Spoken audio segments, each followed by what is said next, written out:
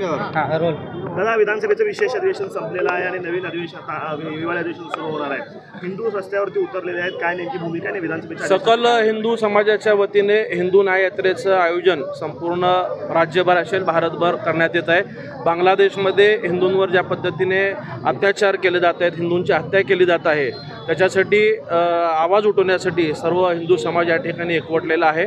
प्रत्येक शहरात अशा पद्धतीचं न्याय यात्रा आयोजन करून जिल्हाधिकाऱ्यांना निवेदन देण्यात येत आहे. आज नेमकं काय मागणी या निवेदनामध्ये करण्यात येते, काय संरक्षण मिळावं, हिंदूंना टार्गेट करून हत्या केली जाते, त्यासाठी परराष्ट्र खात्याकडनं बांगलादेशशी बोलणं करून त्यांना समज देण्यात यावी आणि आंतरराष्ट्रीय स्तरावरती चर्चा करून हिंदूंना संरक्षण मिळावे यासाठी मागणी करण्यात येते. अधिवेशनात आपण काही यासंदर्भात बोलणार आहात का? नक्कीच हिवाळी अधिवेशनमध्ये याबाबत बोलणार आहोत. हे करून कालचं जे अधिवेशन होतं ते विशेष अधिवेशन केवळ आमदारांच्या शपथविधीसाठी होतं आणि राज्यपालाच्या अभिभाषणासाठी होतं.